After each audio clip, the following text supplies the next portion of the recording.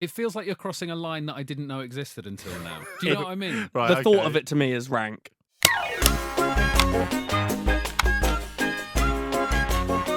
I always think it's criminal putting popcorn in a meal deal. Yeah, well, You can't do that. I think I don't like this popcorn snacking thing that's happening. No. It's cinema or nothing. Exactly.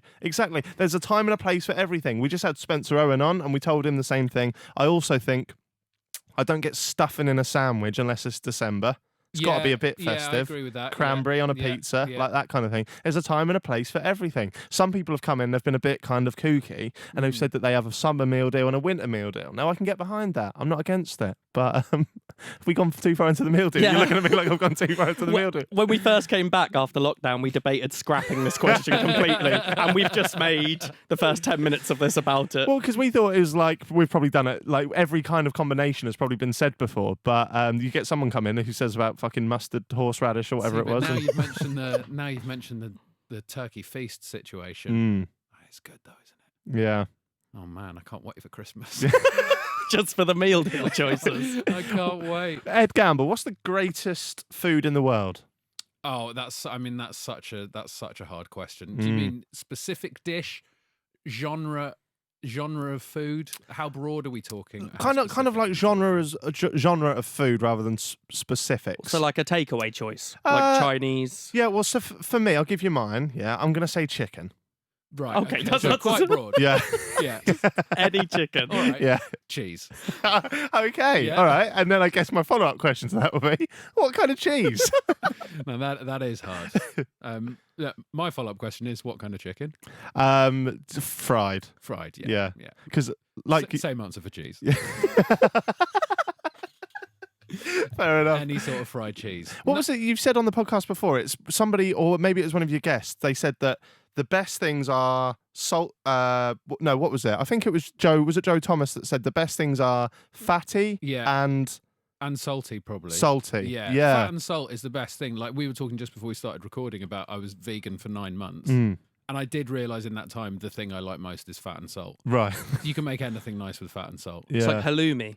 Halloumi. Halloumi is lovely. Yeah. Yeah, but it depends sometimes because I'm not a cheese person.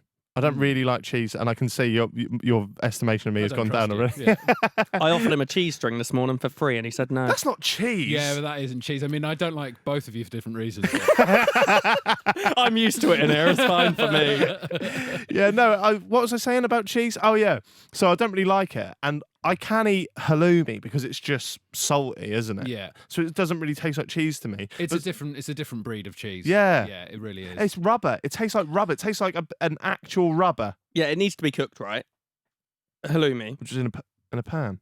Yeah, no, but if it's like overcooked, it's rank, and if it's undercooked, it's rubbery. Right, okay. And all this... I have eaten raw halloumi before. Have you? Yeah, if I'm making some halloumi, I'm you're just- peckish, have the corner. Do you? Yeah. He really likes cheese. Yeah. I love But, cheese. but you look somewhat embarrassed about it when you say it. Well, Like, it's gross, isn't it?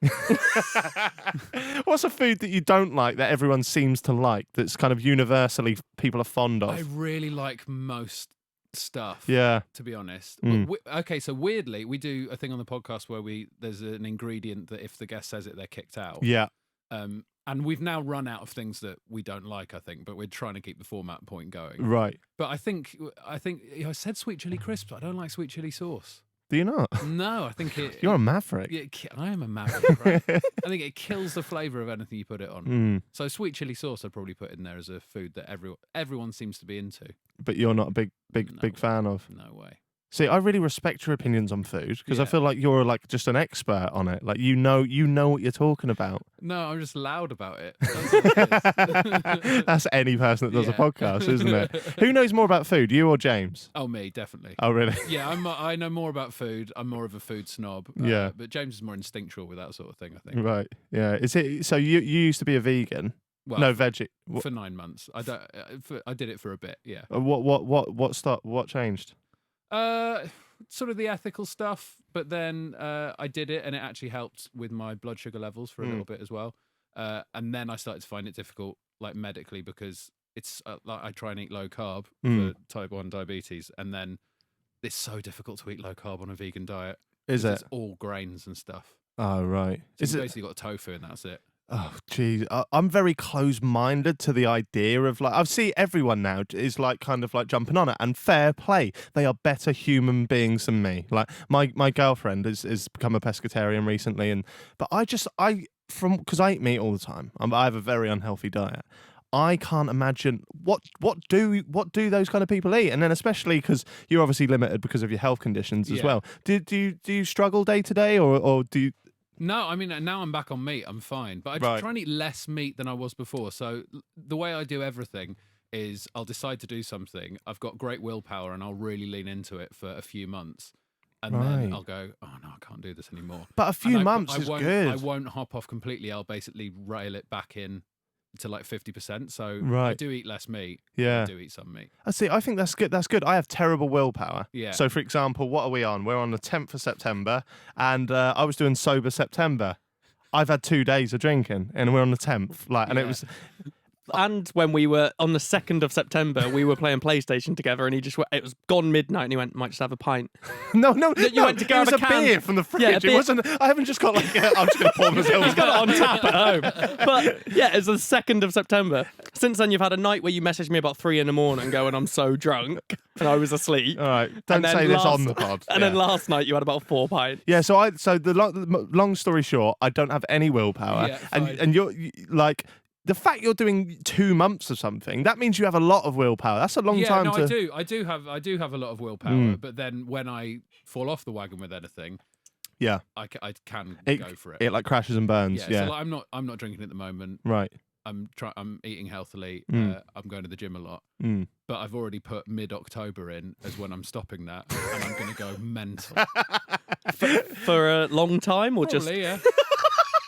I like that you've planned when to end being healthy. I'm going to go absolutely mad. Yeah. Well, tail end of last year, I did a 50 days of fitness thing where I was like, didn't drink, ate well, and went to the gym every single day. Yeah. And that's originally what this sober September was going to be. But I was like you. I was like, Halloween, I'll probably go out and like, do you know what I mean? Like you need them. I love that as well. Halloween is just not a thing here either. You're like, well, Halloween will obviously. We love it. As is traditional. No, every year we do something for Halloween. Just you two. We're so weird, mate. So weird. It is quite strange thinking about it. I love Halloween. I don't know why. Oh, no, I like the idea of Halloween, but it doesn't feel like a cultural No, thing but like when the nightclubs were open, like just since lockdown, I feel like I'm kind of over that now, like that point in my life. But you won't be. You've literally planned Newcastle next month for Halloween. Yeah, but I'm not expecting a nightclub just to reopen for Halloween. What was I saying? I've lost my train of thought. But so when the nightclubs were open. People dress up, have a bit of fun. Do you know what I mean? Like get into the... See, I reckon, like looking at you now, you're a handsome chap. I reckon you'd make a great Dracula. You've got the jawline going on, like... Yeah, but you want to think outside the box a little bit, right? You just don't want to go into... I think the last time I wore a costume, I panicked and didn't have much, but I ended up as a dead cowboy. Okay. I don't know. I think it's because I had a check shirt. Right. And then my girlfriend's quite good at makeup, so she did a bullet wound in my head. And honestly, we were just in our flat and we didn't go out. And we're weird for going out for Halloween. I was going to say we're even weirder because she dressed as a ventriloquist dummy. I dressed as a dead cowboy. 2 people came over for dinner. They didn't wear a costume. They left about 11. You were just eating raw halloumi. Yeah. Gobbling raw halloumi. I'm a ghost. It doesn't matter. I'm already dead. Do you eat any weird food combinations? I don't know. It's so difficult to work out if they're weird or not because you just... I've got one that's quite kind of synonymous with our show. Go on. You can tell me if it's weird. You're the pro. I dip my toast, very buttery, in tea and coffee. That does feel weird, but it should... It feels like you're crossing a line that I didn't know existed until now. Do you know what I mean? Right, the thought of it to me is rank. Yeah, like really disgusting. But then butter's going in the tea or coffee, but then people drink butter in coffee. And then I tell you, it's the nicest coffee you'll ever have after that. But you know that's a thing as well, right? Bulletproof coffee. Yeah. People mix butter into coffee. Gets that weird film on the top. Oh, yeah. Who doesn't love film on top of their drinks? So that's our level of weird. Yeah, but I used to have peanut butter and Marmite a lot.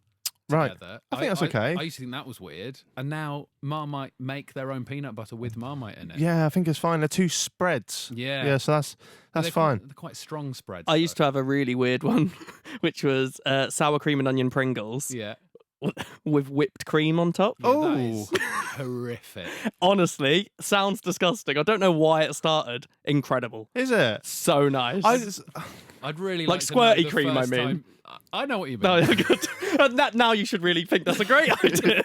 How did that happen the first time? I genuinely don't remember. I just remember how much I loved it. I haven't done it for years now, so I might have to give it a go in the next few days. I find it weird that people dip their McDonald's fries into McFlurry. Oh, I do that as well. That seems like a common one. Have you done that? I've done fries into milkshake, I think.